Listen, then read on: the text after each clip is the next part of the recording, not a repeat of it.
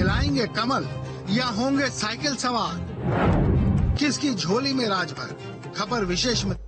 तो आखिर बड़ा सवाल उठ रहा है, आखिर एसबीएसपी के अध्यक्ष ओपी राजभर किधर जाएंगे? वो समाजवादी पार्टी के साथ भी गठबंधन में विधानसभा चुनाव लड़ चुके हैं, बीजेपी के साथ भी गठबंधन कर चुके हैं, लेकिन उनका अगला रास्ता क्या होगा, किसके पाले में जाएंगे?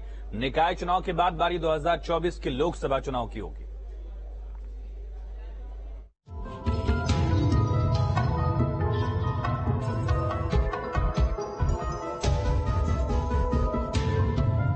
निकाय चुनाव और 2024 के रण को देखते हुए बीजेपी अभी से अपने मोहरे फिट करने में जुट गई है। जाति समीकरण और ओबीसी के वोटरों की बढ़ती अहमियत को देखते हुए बीजेपी ने साफ संकेत दे दिए हैं कि जिसकी भी सोच बीजेपी से मेल खाती हो, साथ आने के लिए उसका स्वागत है। हम राजनीतिक संभावनाओं वाला खेल है, हमारे कोई वैचारिक विरोध हो सकते हैं और भारतीय जनता पार्टी बहुत बड़ा समुद्र है। जो हमारे विचारों से सहमत है हम उसे अपने साथ रखें और केंद्रीय पार्टी को निर्णय लेना है। ओम प्रकाश राजभर जी हमारे पुराने साथी, हमारे साथ रहे वो।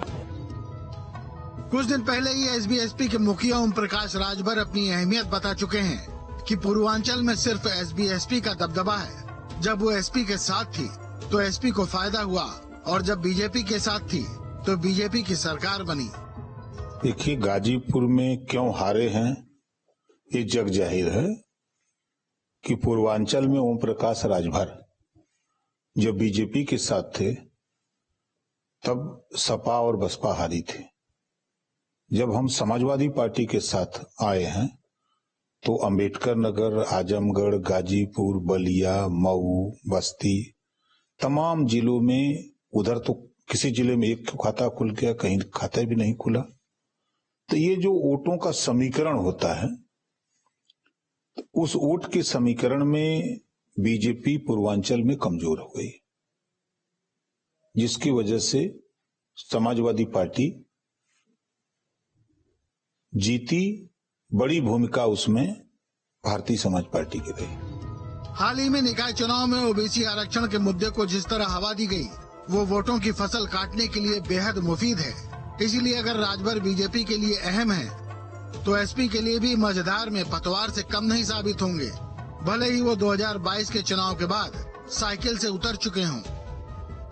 तो राजभर अपना सियासी नफा नुकसान पहले ही देखते हैं, उन्हें पाला बदलने में देर नहीं लगती और गठबंधन का साथी बन वो बीजेपी और एसपी दोनों को ही आजमा चुके हैं। इस बार जहां से उन्हें ज्यादा तवज्जो मिलेगी, राजभर उसके साथ दिख सकते हैं। 3 न्यूज स्टेट। चलिए, हमारे साथ लगातार खास मेहमान बने हुए हैं अविनाश, लेकिन सवाल यहाँ पर ये उठा कि आखिर राजभर इस समय किसके करीब देखे जा रहे हैं? चाहे वो ब्रजेश पाठक के साथ दो बार मुलाकात की वो तस्वीरें सामने आई, बीजेपी के और नेताओं से भी उनकी बातचीत होती रही है, दयाशंकर सिंह जैसे नेताओं से ये बात लगातार चल रही है। क्या वो बीजेपी के साथ जा सकते हैं या कोई नया हम परमुटेशन कॉम्बिनेशन उत्तर प्रदेश की पॉलिटिक्स में देखेंगे?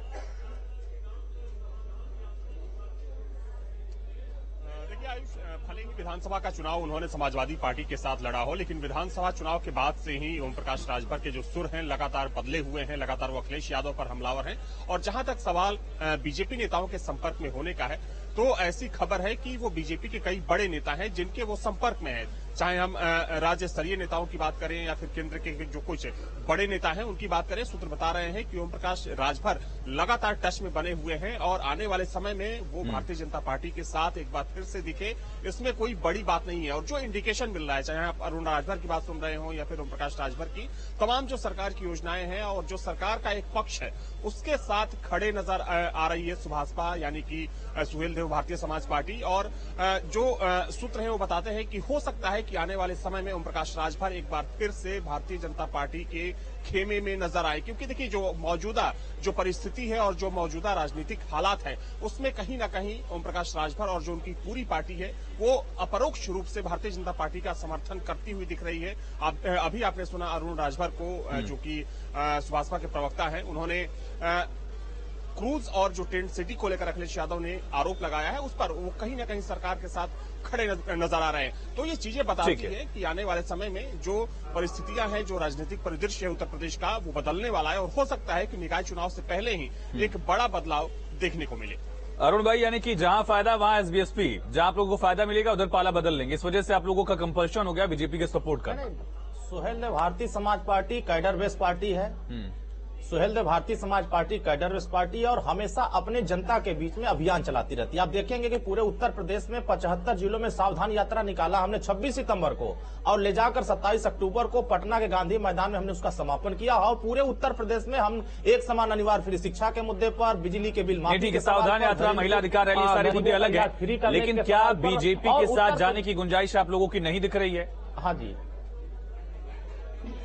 नहीं, मैं बता रहा हूं कि देखिए अभी हम जनता के बीच जा रहे हैं और जनता के बीच में जिनको सभी पार्टियों ने नजरअंदाज करने का काम किया है, चाहे वो बंजारा जाति हो, चाहे राजभर हो, चाहे पाल हो, प्रजापति हो, अर्कवंशी हो, खंगार हो, तमाम जो उपेक्षित जातियां हम उनके बीच में जाकर के उनसे अभी दोस्ती कर रहे हैं और उनको अधिकार के प्रति जागरूक तगड़ा दंड किया था विपक्ष ने एसपी प्लस एसबीएसपी के गठबंधन में, खास करके पूर्वांचल की उन 56 सीटों में 28 सीटें विपक्ष के खाते में। कई ऐसे जिले थे जिसका जिक्र किया जा रहा था जहां बीजेपी एक सीट भी जीत नहीं पाई। क्या यही वजह है, यही वो दंड का कारण रहा है जिसकी वजह से एसबीएसपी का साथ चाहती है भारतीय जनता पार्टी? अरुण भाई, लौटता हूं मैं।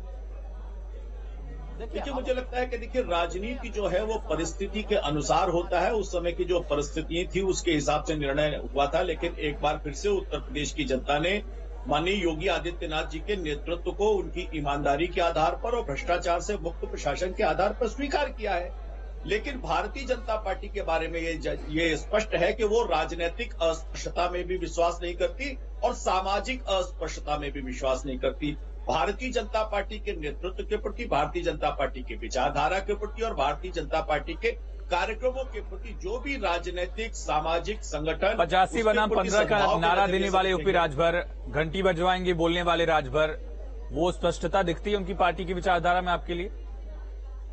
देखिए, मुझे लगता है कि देखिए परिस्थिति के अनुसार कोई भी व्यक्ति अगर आपके नेतृत्व को स्वीकार करने के लिए तैयार है, आपके कार्यक्रमों को आस्था रख रहा है, तो राजनीतिक अस्पृश्यता पर विश्वास नहीं करना चाहिए। समाज को बदलने के लिए ही राजनीति की जाती है और जो भी सामाजिक संगठन समाज के सद्भाव के लिए काम कर रहे हैं उनका भारतीय जनता जो ओपी राजभर किंग मेकर साबित हुए थे पूर्वांचल में, भुवन जी आपके लिए, वो अगर बीजेपी के पाले में जाएंगे तो नुकसान आपका है, फायदा बीजेपी का है? बाइपोलर इलेक्शन में सीधे तौर पर नुकसान आपका।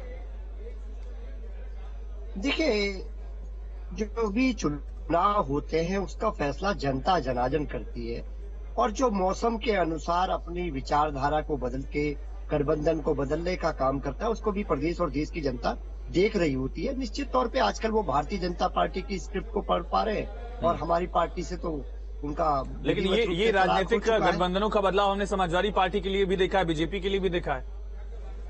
मैं कह रहा हूँ ना, जो लोग मौसम के अनुसार गठबंधन को बदल देते हैं, निश्चित तौर पर उनको प्रदेश और देश की जनता कितना विश्वास कर पाती है ये आपको चुनावों के परिणामों से क्रेडिबिलिटी खत्म हो रही है अरुण भाई आप लोगों की।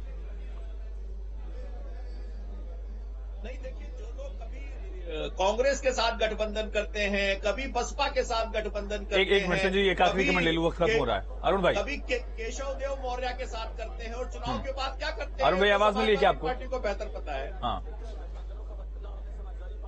चलिए, फोन शायद डिस्कनेक्ट हो गया। बहुत शुक्रिया आप सभी खास मेहमानों का चर्चा में जुड़ने के लिए। तो ओपी राजभर मसलन किंग मेकर की भूमिका में रहे हैं, कम से कम पूर्वांचल की 30 से 60 सीटों के बीच का यह आकलन बताता है। लेकिन ओपी राजभर का साथ किसको मिलेगा, ओपी राजभर किसके साथ जाएंगे और 24 की बिसात पर मोहरे किस हिसाब से राजनीतिक दल